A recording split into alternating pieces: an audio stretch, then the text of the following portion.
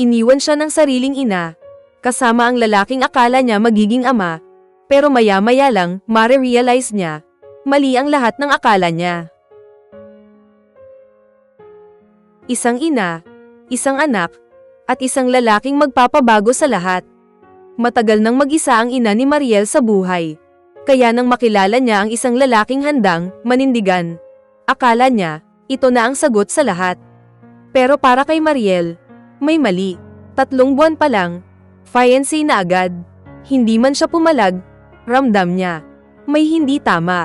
Dahil sa unang tingin pa lang, parang hindi siya tinitignan bilang anak, kundi bilang ibang bagay. Habang lumilipas ang araw, lumalala ang pakiramdam ni Mariel. Mga titig na hindi normal, mga kilos na hindi dapat ginagawa. Pero binaliwala iyon ng kanyang ina.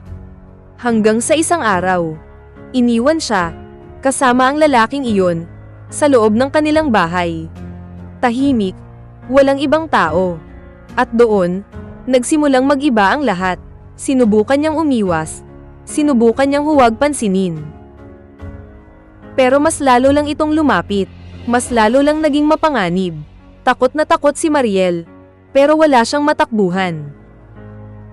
Buti na lang, dumating si Eric, pero imbis na matapos ang bangungot, lalo lang itong lumala, dahil nahuli nila ang tunay na ugali ng lalaking iyon. Hindi siya mabait, hindi siya mapagkakatiwalaan. Isa siyang banta, isang halimaw, sa loob mismo ng kanilang tahanan.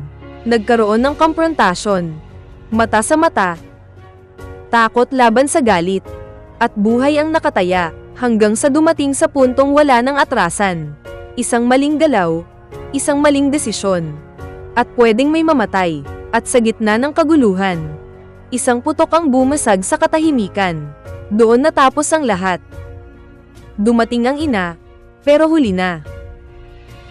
Ang lalaking pinili niyang pagkatiwalaan, ang muntik ng Samira sa kanyang anak, at ang taong akala niyang magliligtas sa kanila, siya pala ang magdadala ng kapahamakan. Sa isang iglap, gumuho ang lahat.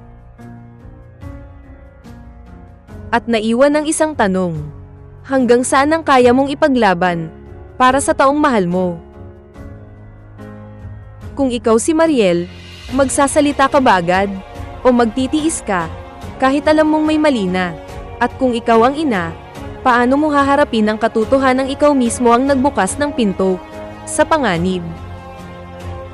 At dito nagtatapos ang ating recap. Kung nagustuhan mo ang ating video, huwag maiyang mag-like sa ibaba. Maraming salamat po. Disclaimer lang po, ang video na ito ay para lamang sa recap, review at commentary, alinsunod sa fair use. Wala kaming pag-aangkin na mga larawan, eksena o tunog mula sa pelikula.